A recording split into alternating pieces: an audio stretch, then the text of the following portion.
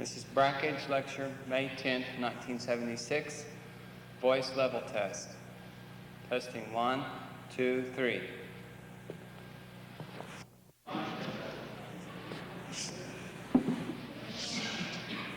Any questions from last week's show that anyone has before I launch into all of this? Can I make a quick announcement before you start? Yeah. Someone left a small case back here, and I think they don't want to reclaim it. Anybody check and see is when you were paying or something you left something. Small case.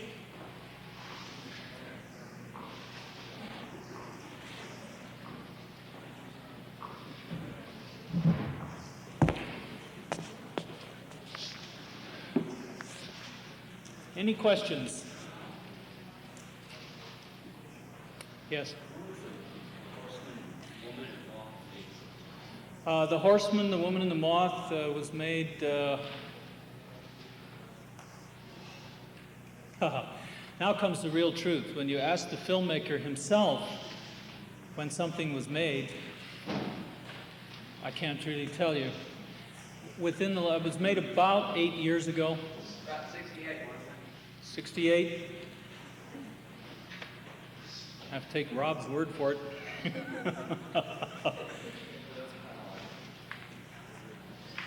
What? The three films, were they chronological? I don't know what order you saw them in. What was shown last week in what order? Yes. They were chronological. When was what? Blue Moses goes back to mid-60s. Mothlight, early 60s, and The Horseman, 68, as he said. So those are all 60s movies. They're made within that decade. But, I mean, for those that haven't seen any of the other of my work, you have to be clear that that's 3 films out of 30 made in the 60s. And there's, and altogether I've been making films for 26 years. Okay. Yes?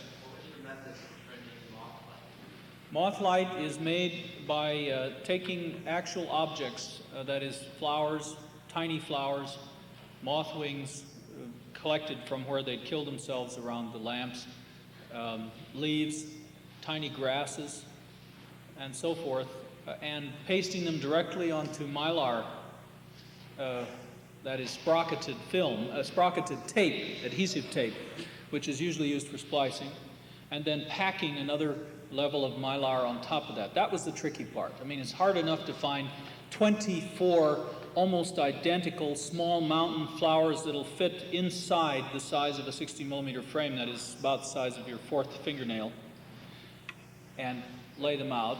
But the hard part was then, when they're all laid out, to take another piece of mylar adhesive. You ever try to put 2 pieces of Scotch tape together evenly?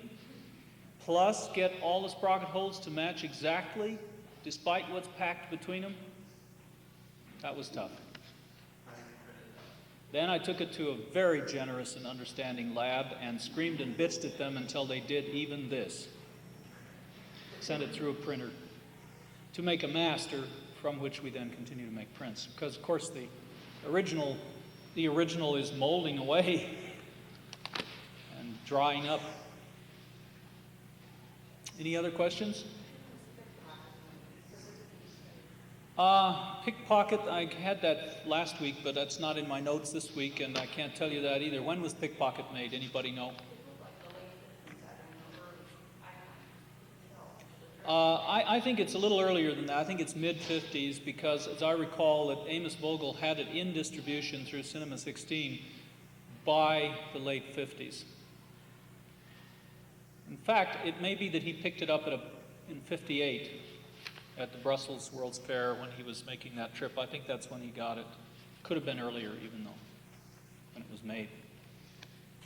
Any other questions? Okay. I have just finished this last week studying a number of pieces of writings on Bresson, and there's a couple I want to point out to you that are very important to me. There is a book that's come out now called The Essential Cinema. It's in the series of Anthology Film Archive releases. And Anthology Film Archives is repertory theater in New York that runs whatever they've collected over and over again so that film can be viewed if you live in New York again and again, or as would be the minimal expectation of any art. And finally, they're beginning to publish books now. This is the first in a series on their collection. I recommend this book very highly, and I wish someone would make a note, Sonia, maybe you, to get the library to get some copies of it from 80 Wooster Street. Publisher is an NYU, New York University, plus Anthology Film Archives. It's a joint venture. It's edited by P. Adam Sitney, and within it, I haven't read all of it yet, but because they're very thoughtful essays. There's, for instance, a wonderful essay in there by Ken Kelman on In the Street, and I think this is the most interesting, if not only, relevant essay that's ever been written on In the Street. I'm not satisfied with it either. I mean, every essay in this book I quarreled with, some bitterly, but at least the quarrel is a worthy one. So I'm not recommending it to you, like I might, well, I wouldn't recommend any book unreservedly. The whole point of having a relationship with a book is to have a conversation. I'm lonely very much where I live, so I take books to the bar. And just to keep the rightists regarding me as a joke and keep them away from my table so that they can laugh at me, I tend to order things like, in a typical Western mountain bar, a brandy Alexander and a cheeseburger, and I sit there and read. And I argue with whatever I'm reading with, be it even Ezra Pound, or especially him these days. But I have, old friends that one can have really meaningful arguments with.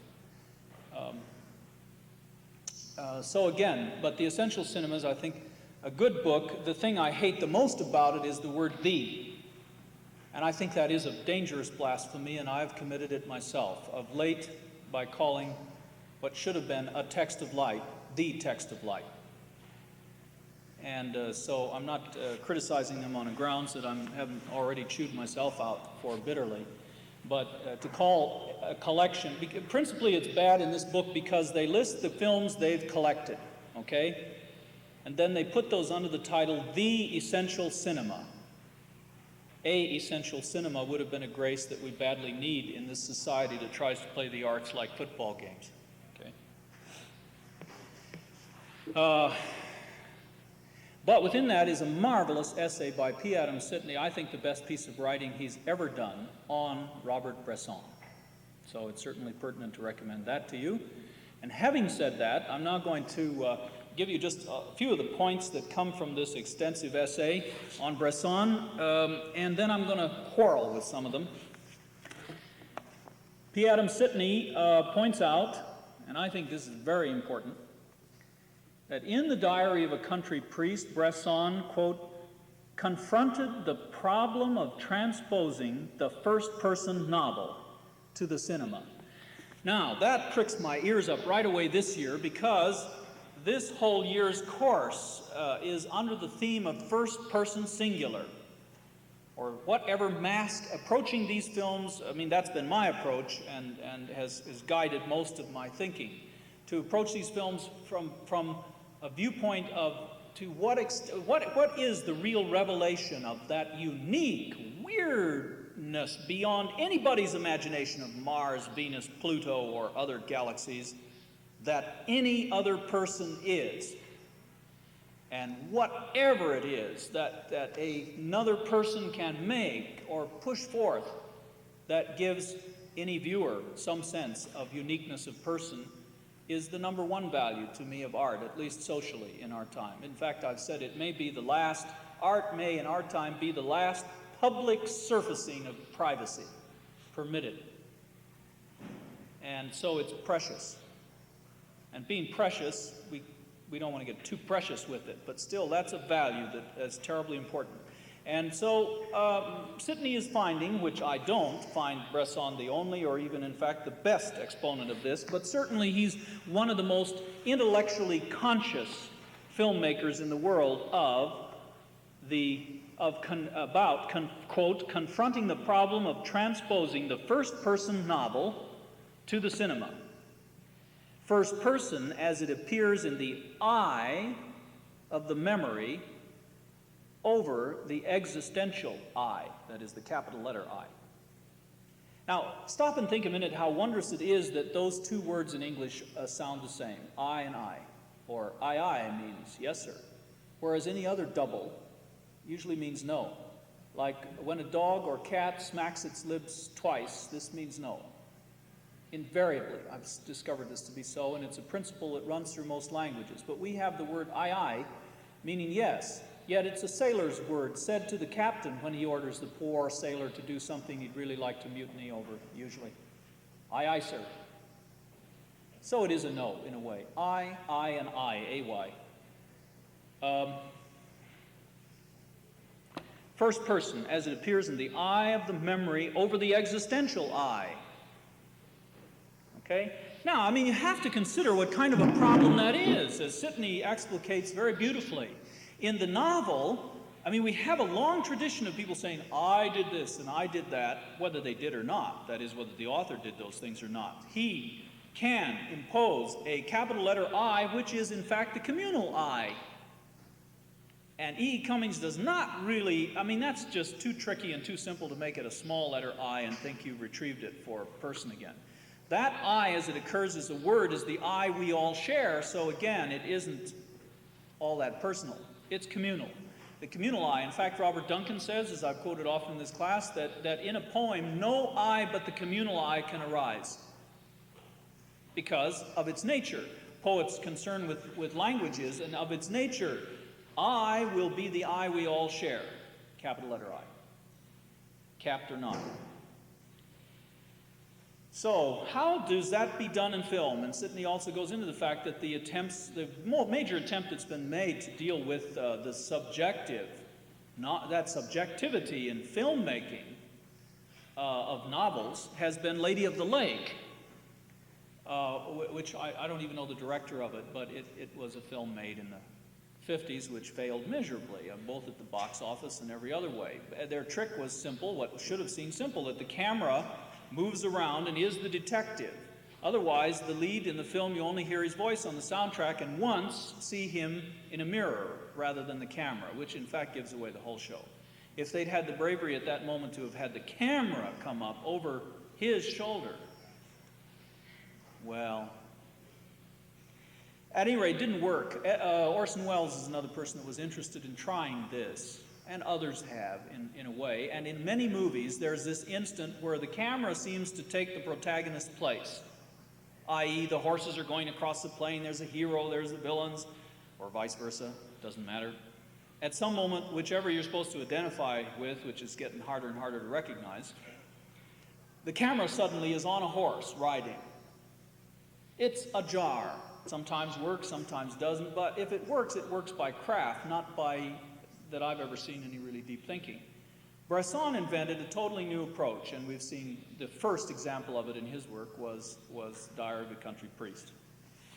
Okay? Go back to Sidney again. Quote, in the eye of the memory, the I, the capital I, is passive. And I thought about that, and I thought, sometimes that's true. So I give it an A-. Sometimes that's true. I'd have given it an A+ if he'd have put a sometimes in front of that, or even often, perhaps, or any hedge. But it is true that in my experience and others I've talked with this last week, and you can, each of you, feel it through in yourselves, it is true that very often it is as in a dream. People will dream in which they see themselves, outside themselves, so to speak, sometimes. And also, there's a whole theory of a psychological interpretation of dreams that regards that all humans and many objects, and in fact some say everything, that one dreams of is just a manifestation of the self. As if you dream that a monster's chasing you, you are the monster and you are you. Or there's an offshoot of this theory which says that you are the monster, but you'll never be you in your dreams. You is always somebody else, which may be some people's dream. A lot of people's even. Anyway, to get down to, I feel now I'm up to here in the swamp of psychoanalysis, and the water moccasins are coming and the things are dripping down, and I'll turn into Howard Hawks' The Thing any minute if I don't stop. Okay, but it is true that that was one way to get at it without this stupid sense. The camera in almost all lyric filmmakers, and I think Sidney would recognize this, in almost all lyric filmmakers, the camera tends to be the eye of the filmmaker. There's that tendency of late, anyway, with some notable exceptions. But in the novel, in the adaptation of the first-person singular eye to the movies, that old camera waddling its way through among the actors trying to be an eye tends to fail. Bresson's tactic was as Sidney suggested, was as if to imagine that one were seeing oneself, and that would tend to be passive, and so for that reason, says Sidney, Bresson is not interested in actors to play his protagonists. He chooses invariably for protagonists, and in fact for many of the other roles, people who have never acted before in their life, most of whom never do again, which has brought a lot of criticism down on his head.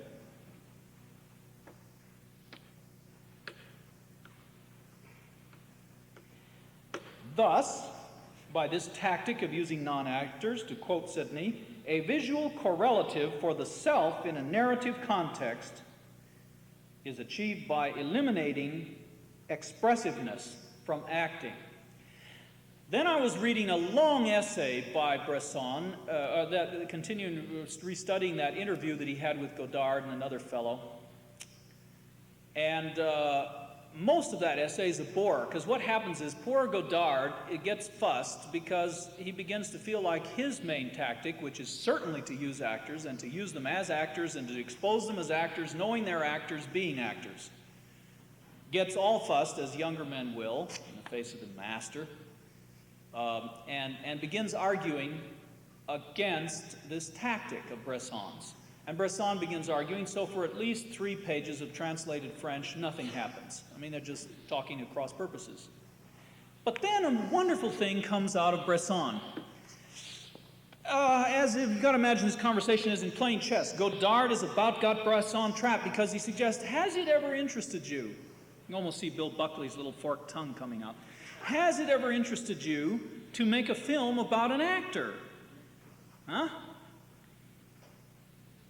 And in its essence, Bresson says in a very fussed manner, taking another page and a half or something, that it hasn't. But because this is the most honest part of it, because Bresson shows an absolute aversion for actors and actresses, particularly French actors and actresses. The French, he said, oh God. And the minute he says it, the way he says it, I see a whole style of French acting, which through his eyes I can sense is very offensive. And then that makes me think of a whole style of American acting or British acting, and these different styles which get imposed on all of us, most of us. Anyone who has a TV is bound to have that superimposition that is of the style of acting, the way whereby it is considered chic to confront one another, the going thing. But then comes the wonderful thing from Bresson. At some point then in this interview, Godard delivers what could have been the death blow.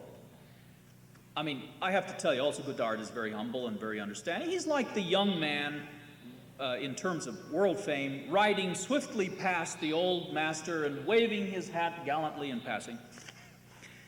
And there's Bresson riding along on a donkey or something, slowly plodding his way as he has been all his life. And he sort of shoots out at him.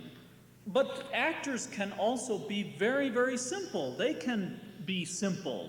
You can take an actor and he can be, in other words, more artfully simple than a non-actor could be. At which point, Bresson says, oh, that's the worst lie of all. I'm paraphrasing him, but he says, that's the worst of all, because we are complex.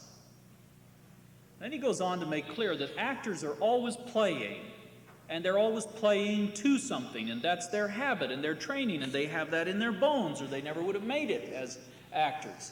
So that at that point, it becomes very clear, without siding with him or against him, why Bresson does not use actors. We are all very complex. And as we were discussing this morning, if you have a sense of space in Bresson's Pickpocket or Diary of a Country Priest, particularly, as someone at least did, and I do, it is through that most marvelous tactic of all, of filling a lot of the film up with tight, narrow scenes, so that when there is a space, it's really seen as a space. He certainly does this in terms of movement. Almost every shot is static. There are very few pans in any films we've seen so far, very few movements of the camera, so that that one scene where then the camera is tracking along ahead of the motorcycle is an ecstasy of movement, and movement can be seen. It's like the old Rose in the Desert tactic, okay? Okay. Now then, here's my argument with, and then Sidney goes on to say, to indicate really and put all his weight in a really tawdry structuralist fashion, and he is the man who hatched that attachment of the word structuralism to film, that as if to explicate that the significant thing about Bresson is that these are films which are about the process of filming narration. They are not important as stories, but they are important as an investigation of story. And then I see red. I mean, the page turns red in front of me, and I have to stop, and I have to breathe deeply, and groan, and go to the bathroom, and lie down, and listen to a piece of classical music, and get calm, and get up again, and then go back. And here's what I have to say about all that. I mean, this week has almost reduced me to a complete rage in the matter, because a magazine I was waiting for a long time came out, called October. I'm in fact a supporter of it. I sent $50 to help it exist, hoping that at last we'd have one magazine that was concerned really with art. Not with what and how you can sell and what's current that the galleries can push, not with the baseball game of pushing this aesthetic against that one, but just viewing. And the magazine arrived. First of all, it looked so awful, so much like all those other little reviews that even though I'd been waiting breathlessly for it for months, I shoved it aside and assumed it was one of those dumb things people send me that I'll just sell to the University of Texas someday in a big box. I mean, I don't throw things away, because the baby may be in there with all the bathos. But I just can't deal with it myself. But then I thought, no, October, that's what I was waiting for. So I go and rummage through it and pull it out. I find in the opening thing, first of all, Annette Michelson doesn't sign her own name to her introduction. She calls herself The Editors, and it's obviously Annette Michelson's style. So right away I smell a rat. And sure enough, within the essay itself, I am, just to give one example, I am referred to, linked with Malevich, as an idealist whom this magazine shall deal with, not pass over. Maybe that's too highfalutin for you to get the real digs in there. I mean, that tells me there's a storm brewing, and I'm going to have to do a lot of talking, and I've got a big political fight coming out of those New York snits again. I shan't be passed over. Be crucified instead. 2, I get to the first essay. There's a picture, a very simple drawing by Magritte, of a pipe in the air, underneath which is a pipe on an easel or possibly a blackboard, at least on triangulated legs, with some floorboards. And there's 7 or 8 extremely offensive pages to me of explication of every conceivable possibility of meaning that this might have to somebody who couldn't see. Because in the first paragraph, completely abnegating everything that follows, comes the following sentence. The 2 pipes are identical. And they are not identical. One is much larger than the other. The cross-hatching on the one above is totally different than the one below. The pipe stem is entirely different. And for whatever else the writer goes on to do, I know we are in the presence of a writer writing about art who can't see, that is to say, a typical critic, who therefore, let it pass. On and on. I will say I got a great deal out. Then I come to a man whose work I certainly would have reason to respect, though I've never been able to see any of it. Richard Foreman writes an essay that I don't know whether to be more offended by the king's we or the pusher's you. He certainly uses both of them constantly. I did get a great deal out of Noel Birch, an essay in there on Noel Birch, which I think is worth buying the issue for, because it explicates the benshi in Japanese cinema, which should interest us here too with Bresson, because we're involved with the narrator, first-person singularity, and narration. This is something that I think Sidney tends to overlook. Not as narrator, but the narrator and the person speaking for himself, that is the writer, become two or even three narrators as this one voice begins contradicting itself. So, narrator. I am, in effect, if I talked during the movies, I would be a benshi in the tradition of the kabuki or of the kabuki theater of Japan, or more particularly, as Noel Birch points out, of the puppet theater of Japan, which carried over into the early silent cinema in Japan. They did not make subtitles. They flashed on the screen the movie, and the draw of the house was the benshi, who walked back and forth, telling everybody what was happening and what these people were saying and whose style made or broke a movie. And this went on right through into the sound era and has shaped a particularity of Japanese filmmaking which has been overlooked. Okay. Then I come to the last essay of the book, and I'm infuriated and deeply hurt. It's by Hollis Frampton. It is an essay which commits to me the absolute blasphemy of stating that there are essentially two exclusive directions in cinema. One is that which is conscious of the making of the art as the primary thing within the art being made, and the other is naive.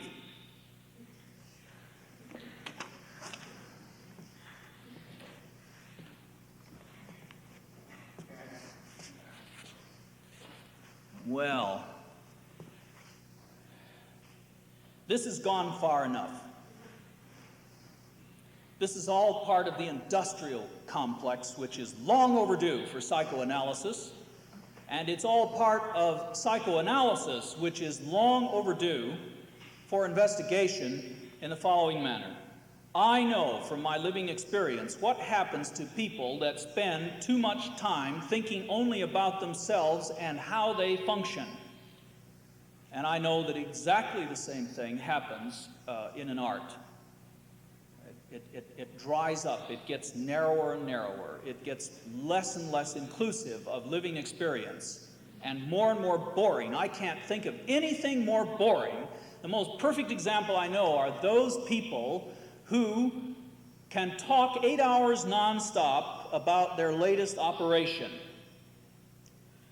Every detail of it, how it's mending, why it happened in the first place, how it's affecting the legs, the head, the eyes, and so forth and so on. I mean, and whose whole persona becomes an explanation of the mechanics of their functioning. This as a movement, which I don't believe in anyway, this as a persuasion that has infected, is my feeling, many great sensibilities, particularly among the young. I am now pulling out all stops, all guns, and blasting away at every chance I can get, because I see it's come to penultimate stupidities like that whole essay of Frampton's. Okay, now how is this relevant? Sidney suggests the same thing. In fact, the essential cinema is shot full of this attitude. In fact, it's the most academic attitude now going. It is true and always has been true that almost everything that gets preserved and loved and cherished by people and comes to be known as an art contained within it somewhere clearly that proof that it was not a window, that it was indeed made by a painter or a sculptor, that it was Pinxit Me, as one of the great Renaissance masters put on his canvas, that it was made by Michelangelo as he carved across the breastbone of the Virgin. That it had fallen trees in the foreground and to block all sense that this path into the painting could be actually walked, and was signed Cézanne prominently on the front. That it was not, in short, like Wyeth, who signs on the back end, and would so much have people believe it was a window and or any Hollywood experience that you could ride off into the sunset of. I respect that most, though not all, and I would stress that, of what comes to be held and cherished and looked at again and again contains the element of this simple truth within it. And I would suggest that if it's in threat ever of vanishing and people get confused about it, that will naturally, through people making art, reassert itself as and become a stronghold, and that we were in some threat of that, and the movies always feel in threat of that because of the overwhelming persuasion of Hollywood, that most colleges teach Hollywood movies as if they were arts, which would be comparable to them setting their whole literature courses up on the basis of Mickey Spillane and Zane Grey.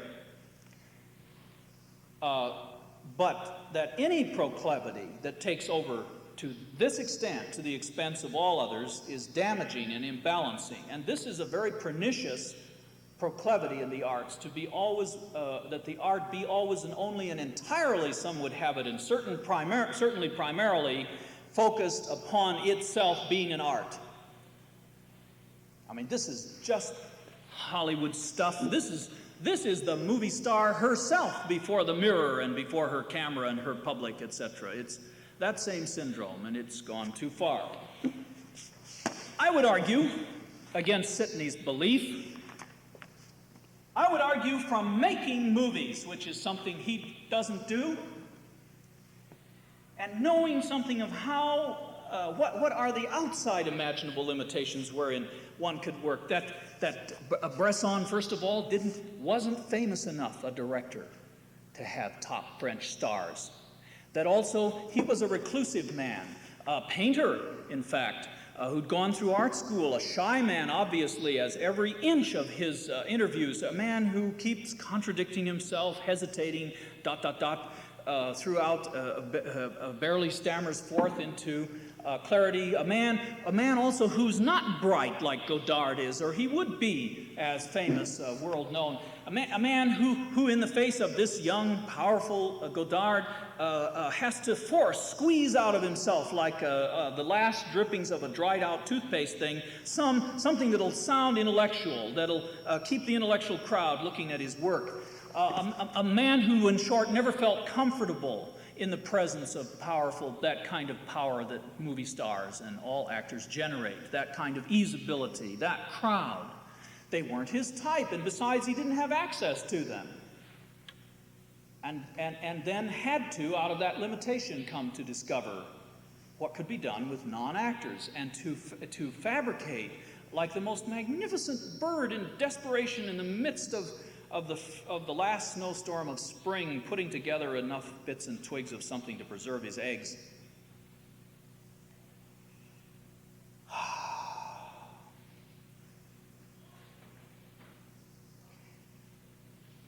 At some point, they're trying so hard in this interview, as they always will, even other artists, even Hollis Frampton, coming to visit me in my cabin, assumes the role of the inquisitor, trying to squeeze out a system, something that'll look good on paper, that language can conform to, that too much systematic series of cliches.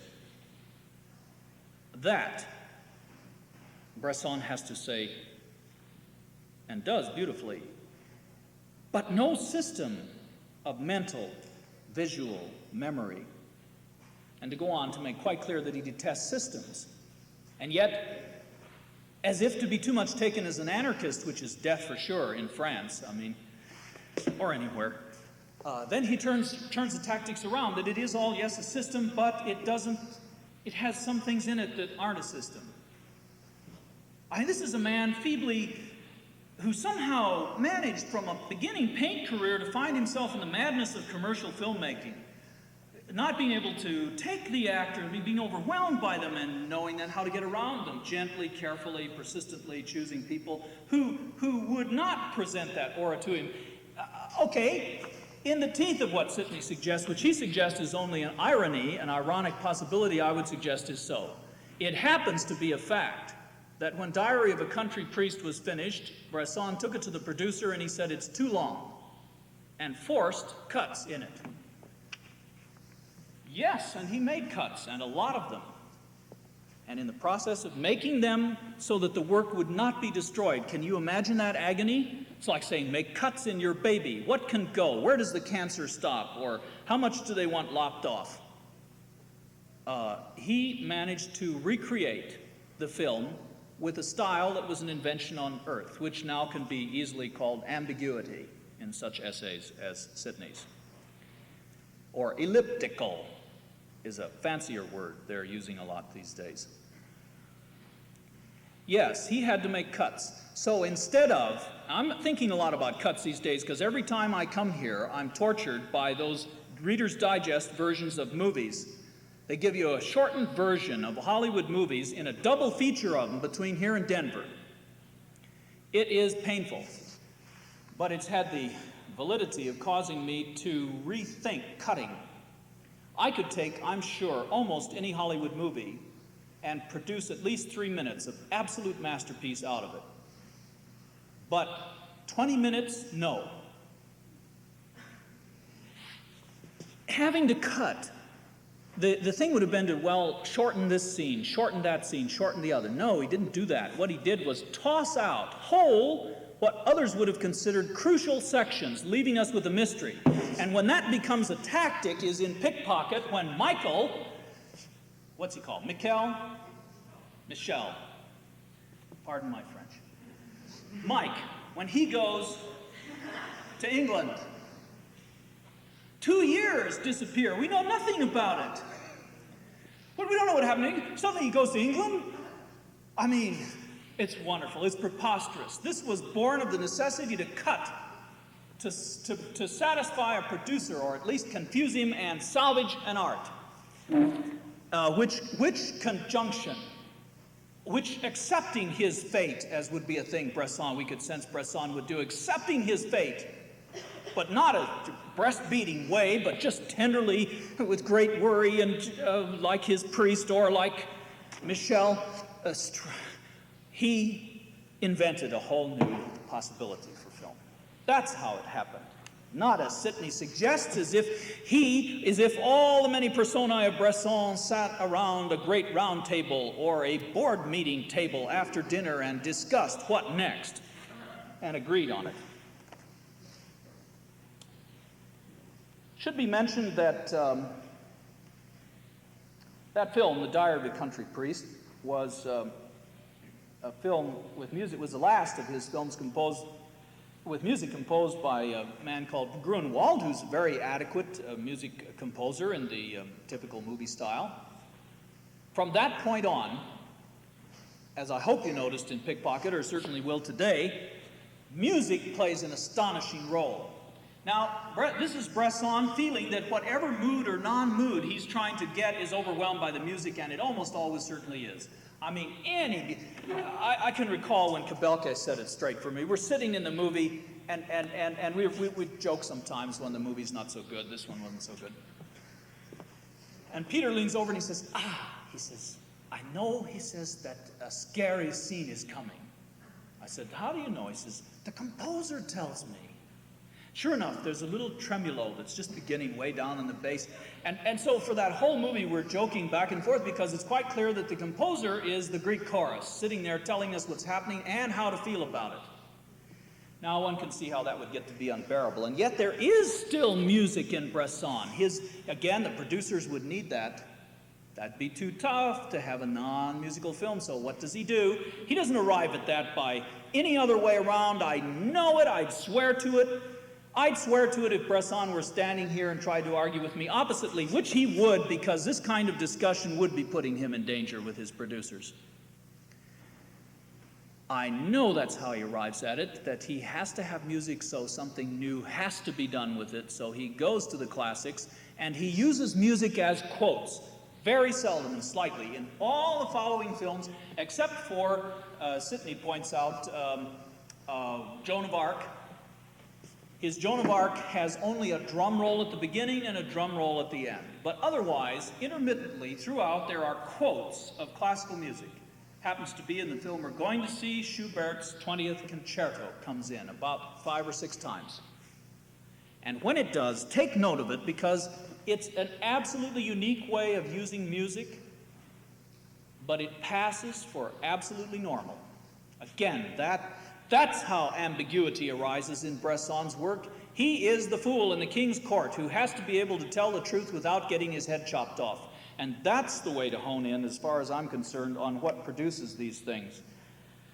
You see, the problem is critics arrive at their ideas, not having to deal with producers and so on. They arrive at their ideas in the way in which language permits. I mean, they sit and think and get their tactics and look and build up this whole pyramid, and then launch this marvelous, in the case of the essay I'm attacking, this extremely marvelous, very worthy essay on Bresson, which I recommend to all of you, is arrived at in this way, but that tends to lead critics to thinking that that's the way an art is arrived at, and it ain't.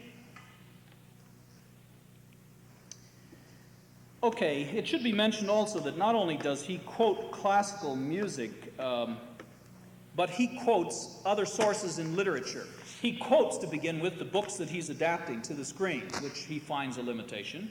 And another distinguishment of the film we're about to see, it is the first, and to this date, the only film by Robert Bresson which he wrote the script of. It's not based on anything but his experiences. He's the scriptwriter. But in his adaptations, it also leads him to reach out to literature, which he's obviously involved with. How many noticed the Dostoevsky in Pickpocket? Well, come on, there were more this morning that noticed it. Crime and Punishment. And as someone explicated this morning, also for us, we've had that before. Chris McLean's The End. Crime and Punishment. The man who kills the housekeeper and the little girl. Raskolnikov. Whereby we might almost think we get rascal from. That intellectual rascal, that original Loeb and Leopold, who kills to prove he can, or thinks he does, and get away with it. That's Pickpocket, that's Michelle. And who is redeemed by the love of this girl and so on. I mean, that's a straight cop. In, rather than out. Pickpocket's the first film that we come to that has the following things. No identification with the hero. No identification with, I would say, I think here Sidney's right. I question a little bit, how many were you able to identify with Michelle? Ride off into the sunset with him? I mean, if you were, even how marvelously frustrating having that here he is behind bars and he discovers that she's the one he loves. There she is, and there they are. I mean, wonderful.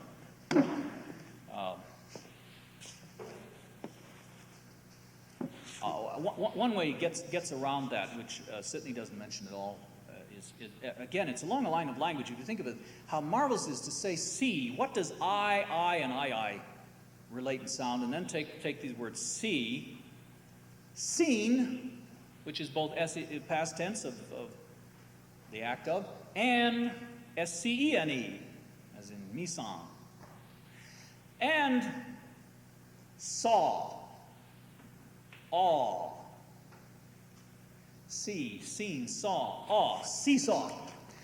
Seesaw, one of the most marvelous overlooked children's words in the English language. Up and down, up and down. It takes two to play. One gets off, the other goes down for sure. Hard on the fanny. See, saw, seen, the sound of it as the sea. Waves, sea as in waves, light waves, just pouring in. But saw is something else. That's the old brain working away on it there, chewing away, making a house or cabinet, card cabinet.